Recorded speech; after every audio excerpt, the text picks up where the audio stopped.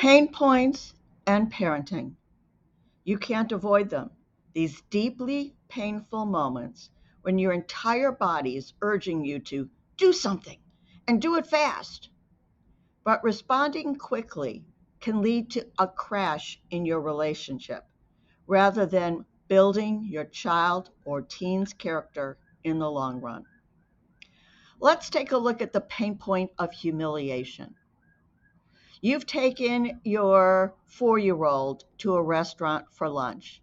It starts out okay, but then you notice your daughter has started playing with her food. You say calmly, "Food is for eating, not playing." And the next minute, the 4-year-old has thrown her plate at you, mashed potatoes are hitting you in the face, the plate has hit your glass, and icy cold water is spilling into your lap. You jump up, trying to avoid most of the water and ice, and you see everyone is staring at you, and your head is flooded with, "I've got to get out of here. Everybody thinks I'm the worst parent in the world. My child is a terrible brat. I don't belong in a restaurant if I come from such a terrible, disorganized, crazy family." As you're feeling deeply humiliated and you're having these negative thoughts, your first action is to act. A default parent might scream out, "Check, check, I need my check right now." Jump up, grab their daughter by their arm, painfully jerking her out of the seat, dragging her to the checkout place, paying the check. And as you drag the child out of the restaurant, everyone's hearing the child cry out, "But I'm hungry. I want to eat lunch." And you mutter, "You could just go without lunch today." Don't be the default parent. Be the responsive parent. Step one is recognize that you're having an adrenaline surge and you shouldn't act right now. Take slow, deep breaths in and out. In and out. As many as you need for your brain to click back in. And then go to step two. Think, why is your child behaving like this? You've gone to a lot of stores. Maybe your child is tired and needs a nap. Maybe your child is beginning to have an ear infection. The pain has been slowly building during the day, and now, right at lunch, self-control is gone. There's just too much pain. Or maybe she was just behaving impulsively. 4-year-olds can be very impulsive. And in the moment of hearing you say, "Don't play with your food," the impulse to throw the plate came faster than the child could think. Whichever of these whys might be the most accurate. At this moment, the patient, calm parent is what your child needs. As you slowly take napkins from your server and begin to map up the water, you could hand one to your 4-year-old, saying calmly, "Messes happen, but when they happen, it's our job to clean them up." If your child helps you clean up, you could say, "We've cleaned everything up. Let's start lunch again." If your child doesn't help, this may be a sign that the whys that deal with being too tired or being in pain are more likely the right ones. And so take your child calmly by the hand, and as you pay the bill, say to them, "As we drive home, let's count how many trees have turned color." What about if the pain point isn't with the preschooler? Instead, it's with your teen.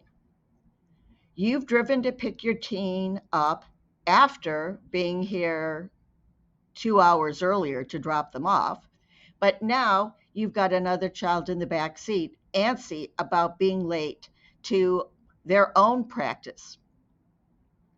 You're sitting in the car, you're looking around, and clearly practice seems to be over.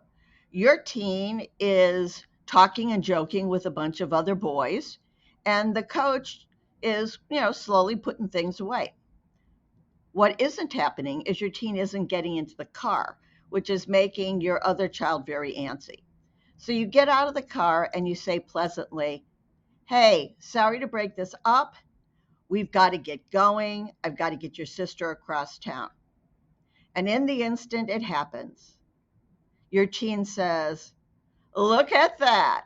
My uppity chauffeur is in a rush, rush, rush." All the other teens laugh. The coach turns their back in a hurry. You feel deeply humiliated. You have been treated disrespectfully in public. As the adrenaline pours through your body, you want to do something right away. Are you the default parent? Maybe you're yelling out, "Get in the car this instant." And then, without giving the teen a chance to think about it, comes the next comment.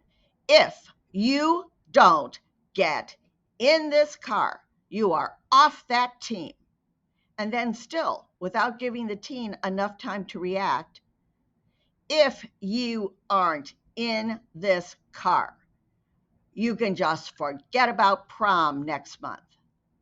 So, as your teen is trying to process the fact that you're really angry by the comment, you've already issued a whole bunch of threats. Don't be the default parent. As you're feeling deeply humiliated and having this terrible rush of adrenaline, yeah, it's time for deep breaths. You feel out of control.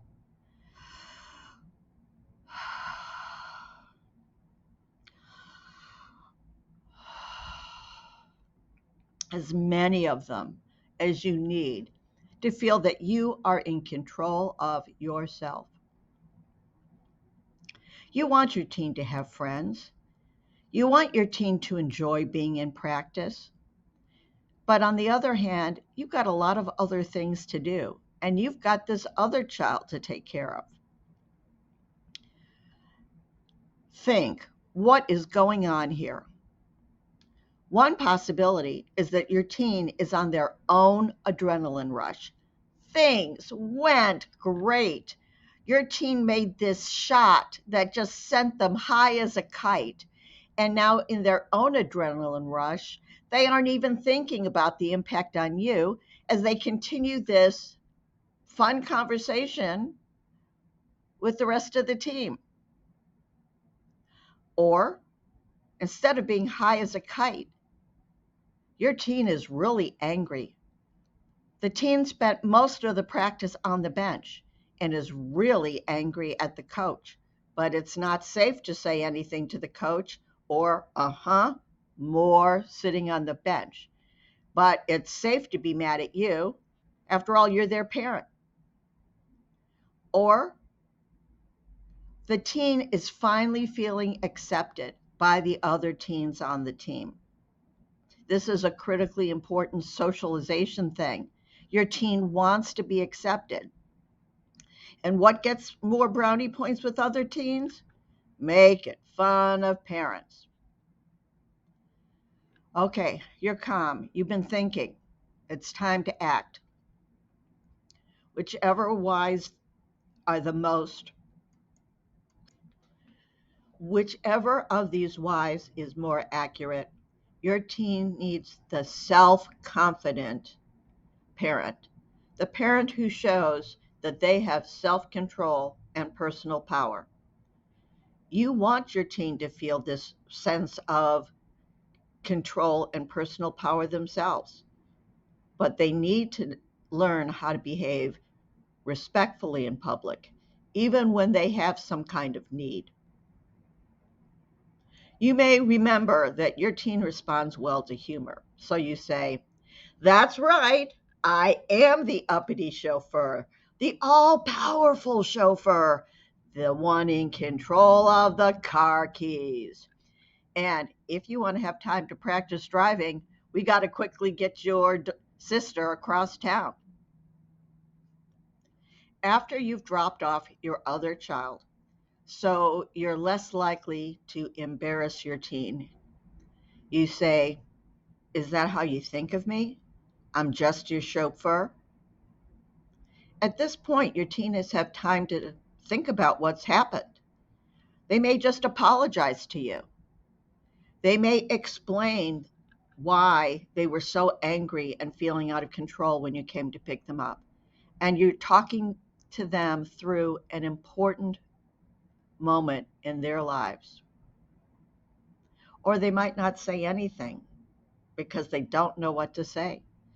And you can say calmly, "Nobody likes to be put down, especially in front of other people, even parents."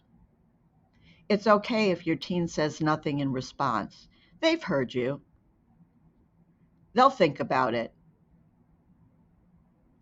Help end default parenting. Default parenting harms children and teens. Join the experts at the National Partnership to End Interpersonal Violence Across the Lifespan and help them end default parenting.